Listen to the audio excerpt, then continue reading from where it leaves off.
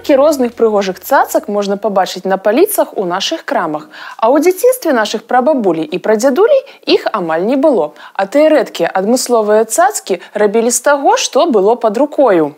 Няшмат цяпер засталося людзей, якія ведаюць, як ствараць беларускую народную цацку. Знаёмства з адным такім майстрам, Васілём Савічам, вас чакае ў сённяшнім выпуску праграмы «Берасцейская скарбніца».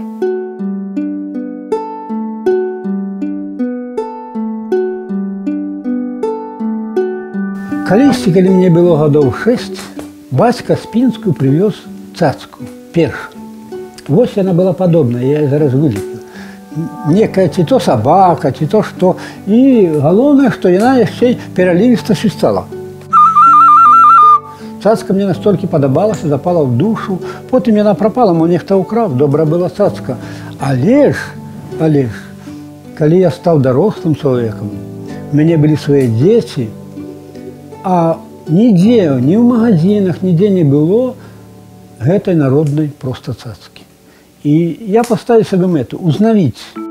Працаваць з глінай яго ніхто не вучыў, да ўсяго даходзіў сам. Так працягвалася каля 2 гадоў.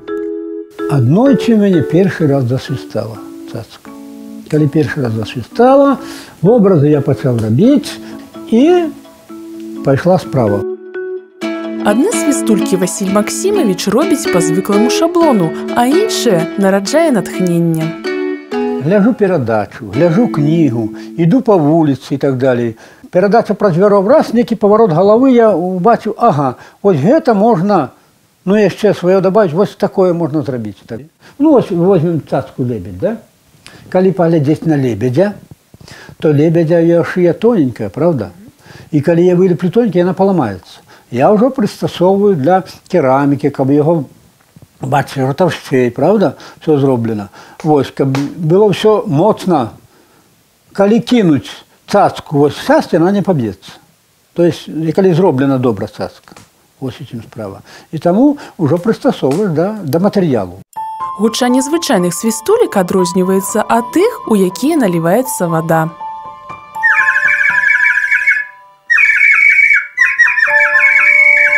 У адрозненні ад свістулькі, акарына – гэта музычны інструмент. У залежнасці ад аб'ёму яна дае рознае гучанне. У нас у вёсцы ёсць, ну, звычайна так, калі пастухі былі, рабілі драўляную дудку, і лічылася, калі майстар добры, ён іграў песню, якую ўсе ведалі ў вёсцы. Трыца называлася. Вось. І вось я зараз іграю.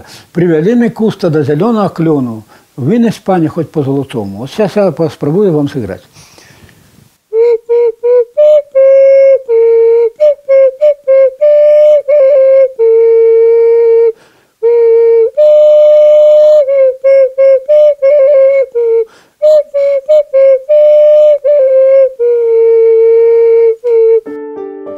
Свае цацкі Васіль Максімавіч ніколі не размалёўвае цалкам. Некаторыя прамежкі заўсёды пакідае некранутымі фарбай, каб захаваць жывую кераміку.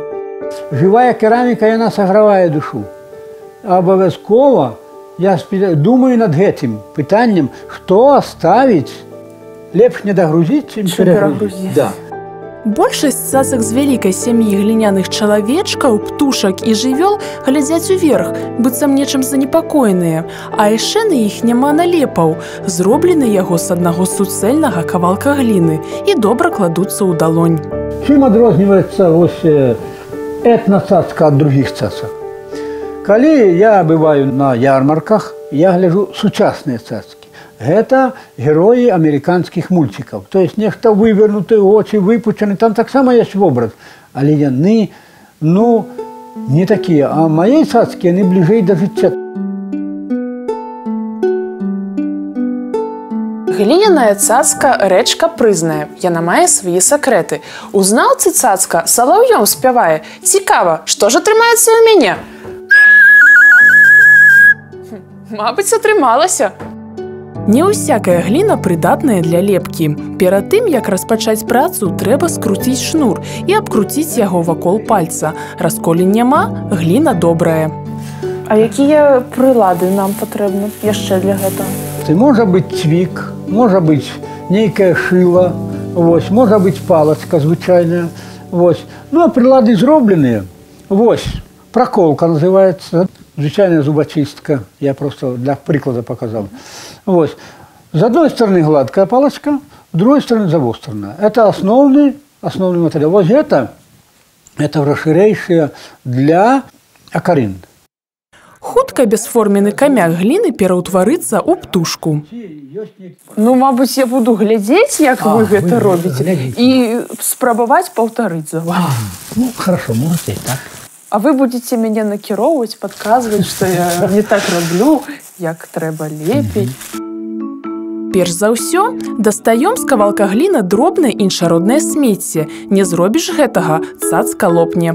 Фармуем шарык, а з яго блін таўшчынёю прыкладна 5 мм. Наступны этап нам трэба зрабіць полость. То есть закрыть до того, как у цацки было внутри свободное место. И герметично при том. Вот. Значит, кладем так и робим, как господыни робят пельмени. Закрываем цацку. Вот таким чином. Паўмесяцу, які атрымаўся, паступова надаем форму. Оттягиваю зубку, вот вышло у нас уже выходит нечто такое подобное на птушку. У мяне нешта непадобнае на птушку выходзіць. Ну, это бывает. Каб будучая свістулька атрымалася без заганаў, мачаем пальцы ў ваду, выраўноўваем і згладжваем паверхню. Больше воды не берите, у вас уже вы взяли нормально. Когда много глина расплывется, вельми моцно впитывая воду. Каб цацку можна было павесіць, стэкам робім адтуліну для ніткі, пасля вочы і бровы.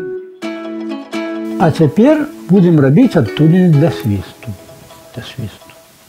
Вот берем нашу стеку и прорезаем вот тут первую адтуліну.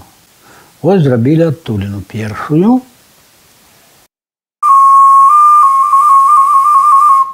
То есть свист атрымаўся. Гук залежыць ад таго, якія адтуліны зрабіць? Залежыць, калі вялікія вельмі адтуліны, гука можа не быць зусім. Вось калі малыя, таксама можа не быць. Поэтому адтуліна примерно павінна быць прыкладна 5 на 5, 5 на 3 мм. Ляпіць свістульку значна цяжэй, чым свісцець у гатовую. Вось што атрымалася ў мяне, вось што атрымалася ў Васіля Максімавіча. Ну што ж, будзем спрабаваць. Не свісціць, змяёй шыпіць.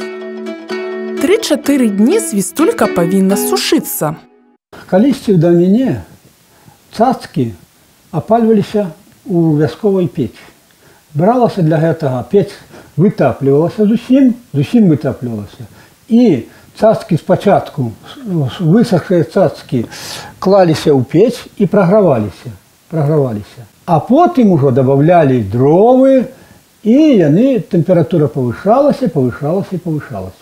Цяпер я гэты працэс крыху, прасцію. Высушаныя конік, козлік і птушка зачыняюцца ў металічнай герметычнай поласці і ставяцца зверху на дровы. Ні ў якім разе нельга класці посуд на палаючыя палены, іначай тое, што змяшчаецца ўнутры, патрэскаецца. Тэмпература ў печы павінна павышацца паступова. Гадзіны праз 4-5 апал скончыцца. Печ ужо остыла, і я вынуў цацкі. Вось яны у нас утварыліся, бачце, якія. Усе аднолькавыя і ніводна не трэснула, то есть рэжым быў выкананы, і цацкі апаліліся. Гісторыя аб цацках, толькі ўжо драўляных, у жыцці Васіля Савіча таксама займае месца важнае. Небагата жылі вяскоўцы, не было ў іх дзяцей цацак, а малым жа гуляць, забаўляцца хацелася. Тады людзі пачалі выкарыстоўваць прыродныя матэрыялы, якія знаходзілі ў лесе падчас выпасу кароў. Так і празвалі іх пастуховы цацкі. Ва ўмелых руках сасна, галінкі лазы або бярозы злёгку пераўтвараліся ў драўляных жывёл. Самая такая цацка ходовая была, якую несли и мне приносили, я чему запомнил, мы зовем ей бочечка. Бачите, вот сосновые два колцы, наложено на палку и колесо. Коли эту цацку дитя Дзіця вязе, ён прыносіць пастух. Калі вязе, то бочачка круціцца. Цацка, забаўляючы дзіця, адначасова знаёміць яго з навакольным жыццём і з працай дарослых. У аснове бочачак, самалёта, дзеда з бабай, якія пілуюць дровы, ляжаць прасцейшыя законы механікі. Чым хутчэй кола круціцца, тым хутчэй фігуркі рухаюцца. Справа ў тым, што ўсе цацкі этна в асноўным у руху. То есть яны паказваюць нейкі рух. Але ж вы не спыніліся толькі на гэтай цаццы пастуха, пашлі далей і... Далей, конечно, я пачаў працаваць яшчэ далей. Вот у дзяцінстве была цацка у нас солдат. Это мне хлопцы показывали, паглядзіце. Вот солдат цацка, да? Яна ўжо такія рухи робіць. Солдат робіць практыкаванне. Сейчас покажем вам. Вот. Две палочки, на іх на нітачках вісіць фігурка, і ён робіць практыкаванне. Такі ж самы механізм, толькі фігурка іншая. І вось ужо новая цацка. Так, раз. Знаете, попробуйте, паспрабуйте. Гэта у нас цацка, клоун робіць практыкаванне. Да. А вам прыемней, лягчэй рабіць з чаго? З драўніны ці ўсё ж такі з гліны? Што вам больш даспадобы, да душы ляжыць? І то экалагічна чысты матэрыял, а натуральны матэрыял вельмі мне падабаецца. Ён грэе душу, ён свеціцца сам, і яго сам укладаеш душу. І гэта, ну, не перадаць. Можна сказаць, што перавагі няма. Я лічу, што такая цацка, гэта не пластмасавая цацка, яна нясе святло ў душу. Тое, што калісьці задумаў Васіль Максімавіч, спраўдзілася. Яму ўдалося ўзнавіць палескую цацку, і новая мэта майстра стварыць некалькі калекцый для музею абавязкова здзейсніцца. Варта толькі імкнуцца да гэтага.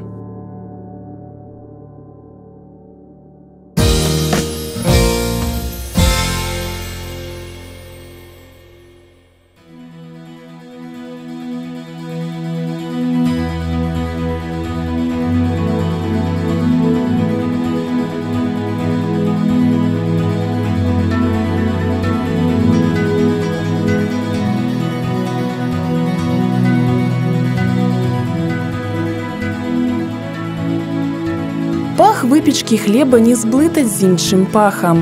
Хлеб першы смакую, ганю цемны дым. І зыры ў неба пад прыпечным дахам. Хлеб на лаве ляжыць, укрыт рушніком, як жыта, дазрае ў жнівень на сонцы. З квасам змешан працавітай рукой, нам радасцю светлай зяе ў аконца. Такімі радкамі ў вершы «Маё нараджэнне» мастак Сергей Казак выказаў любоў да роднай вёскі Равяцічы, хаця большасць яго палотнаў прысвечана вобразам Брэста.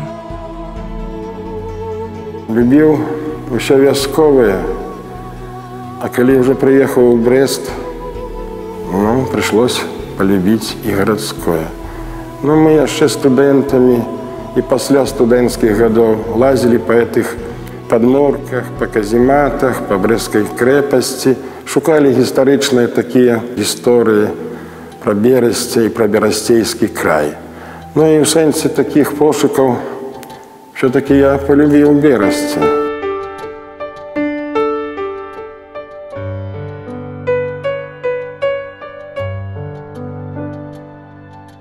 Зірніце на палотны Сергея Казака, і вы ўбачыце бадай усё, што тычыцца берасцейскага края, ад сапраўдных гістарычных падзей да легенд, паданняў і міфаў.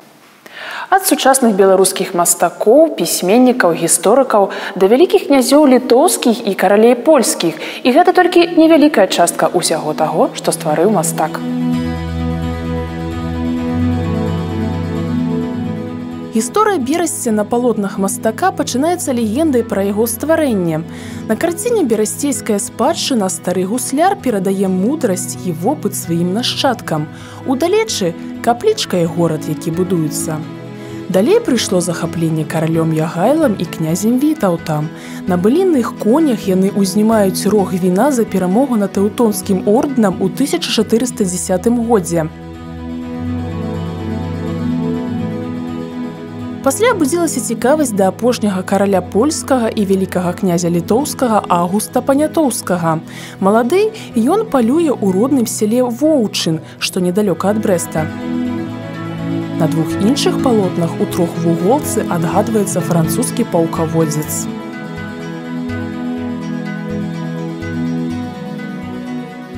Калі Наполеон ужо збягаў з Москвы, была Березина.